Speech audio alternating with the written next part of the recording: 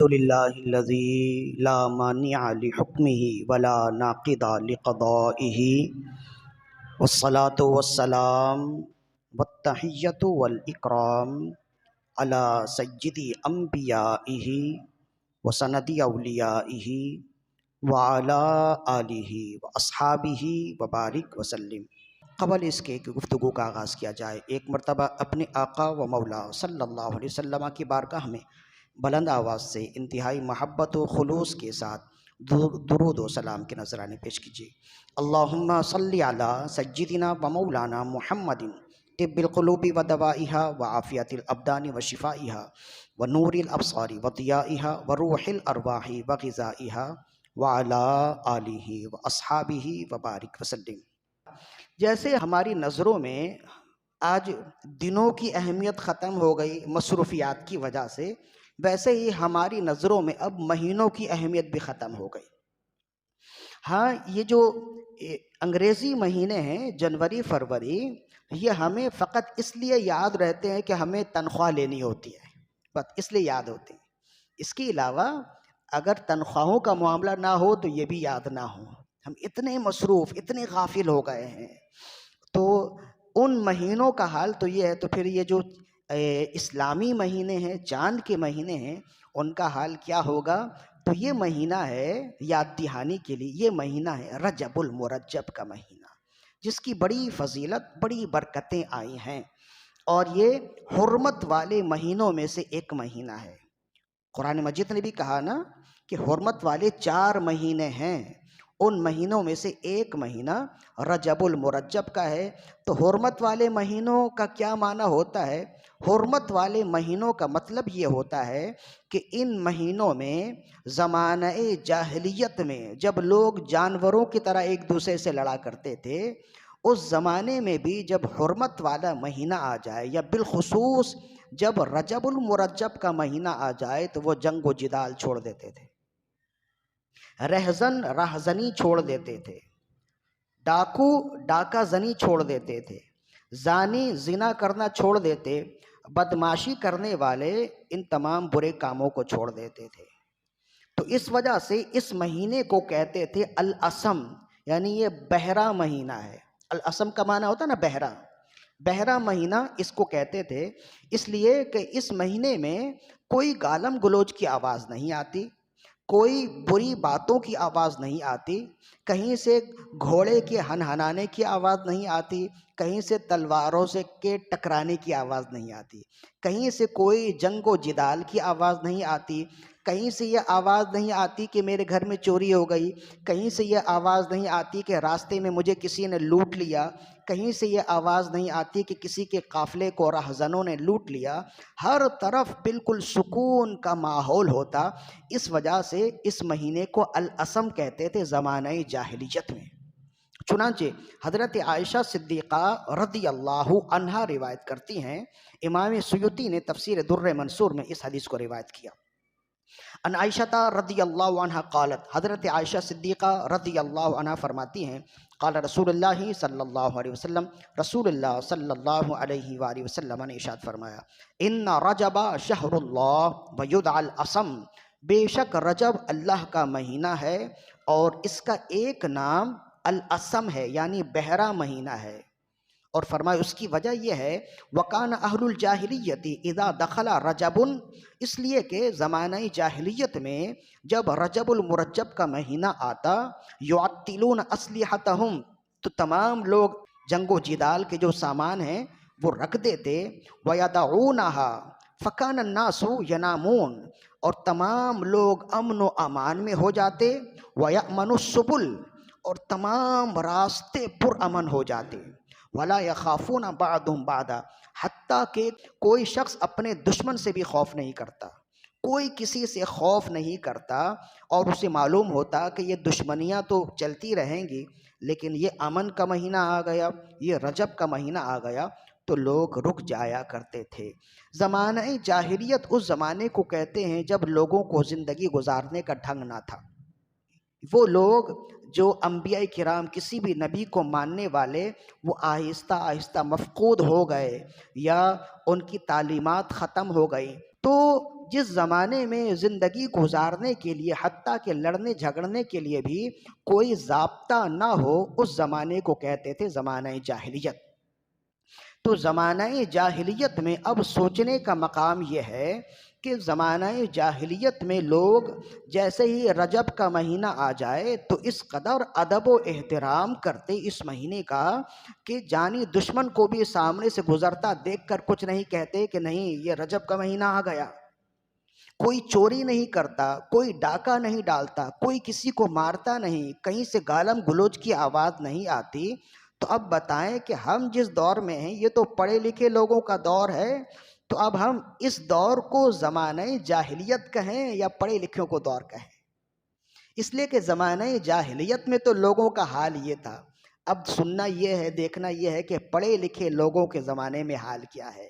تو ہم اس زمانہ جاہلیت سے بھی بدتر زندگی گزار رہے ہیں ان معنوں پر کہ جب لوگ جانوروں جیسی زندگی گزارتے تھے اس وقت بھی جیسے رجب کا مہینہ آ جائے گالم گلوچ سے اپنے آپ کو روکتے تھے، فحش کلامی سے روکتے تھے، اللہ کی نافرمانی کے کاموں سے اپنے آپ کو روکتے تھے، ہر شخص اللہ کی بندگی کی طرف چلا آتا تھا۔ لہذا پیغام یہی ہے، یہ رجب کا مہینہ آ گیا، اس مہینے کی تعظیم کریں گے، اللہ آپ کی عظمتوں میں مزید اضافہ کرے گا۔ اب اس مہینے میں ہم نے کام کیا کرنا ہے؟ تو دو کام ہیں جو خود رسول اللہ صلی اللہ علیہ وسلم نے اس مہینے کے حوالے سے بیان فرمایا، مزید اور بھی ہیں وہ انشاءاللہ اگلی نشست میں بیان کریں گے۔ ایک کام تو یہ ہے جسے امام بیہقی نے شعب الایمان میں بیان فرمایا، حضرت انس بن مالک رضی اللہ عنہ اس کے راوی ہیں۔ ان انس بن مالک رضی اللہ عنہ قال قال رسول اللہ صلی اللہ علیہ وسلم، حضرت انس بن مالک رضی اللہ عنہ فرماتے ہیں کہ رسول اللہ صلی اللہ علیہ وآلہ وسلم نے ارشاد فرمایا، ان فی الجنت نہرا یقال لہ رجب، بے شک جنت میں ایک نہر ہے اور اس کا نام نہر رجب ہے، اشد بیادا من اللبن و احلی من العسل، جس کا پانی دودھ سے زیادہ سفید اور شہد سے زیادہ میٹھا ہے،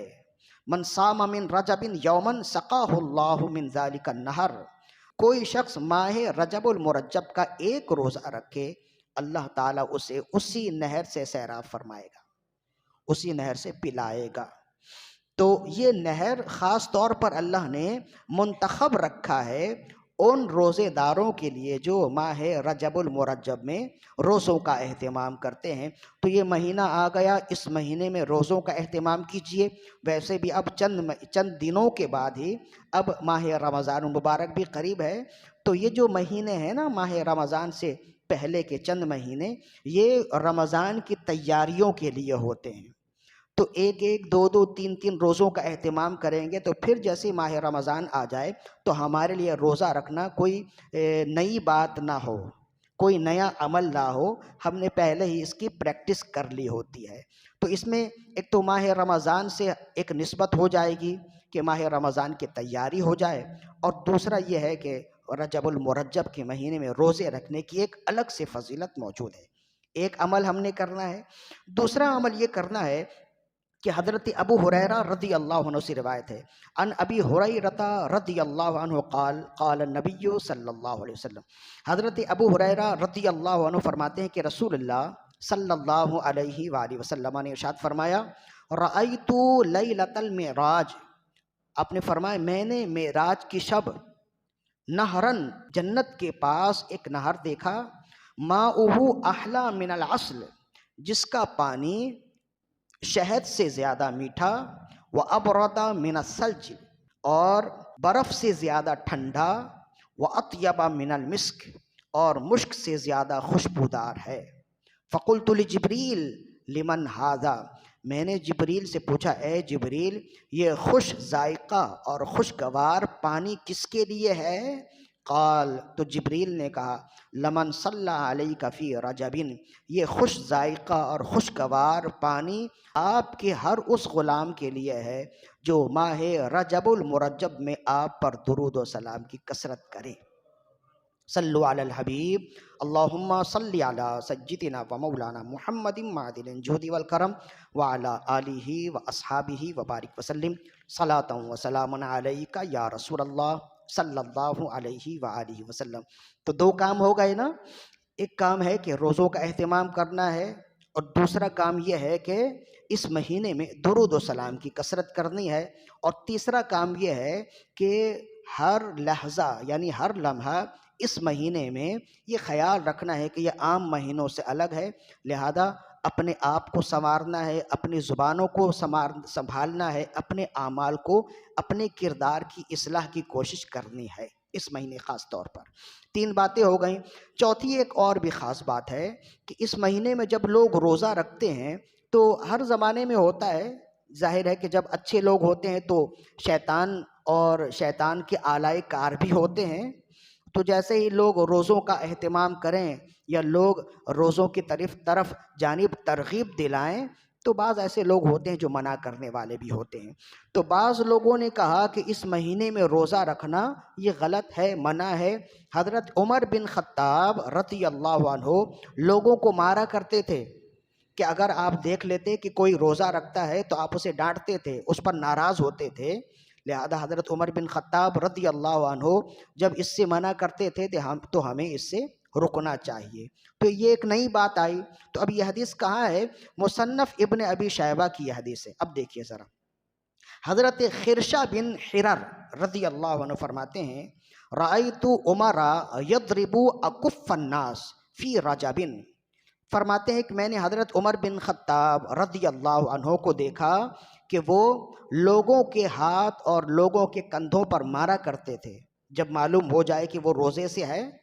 اور وہ کھانا نہیں کھاتا تو آپ اسے ڈانٹا کرتے تھے۔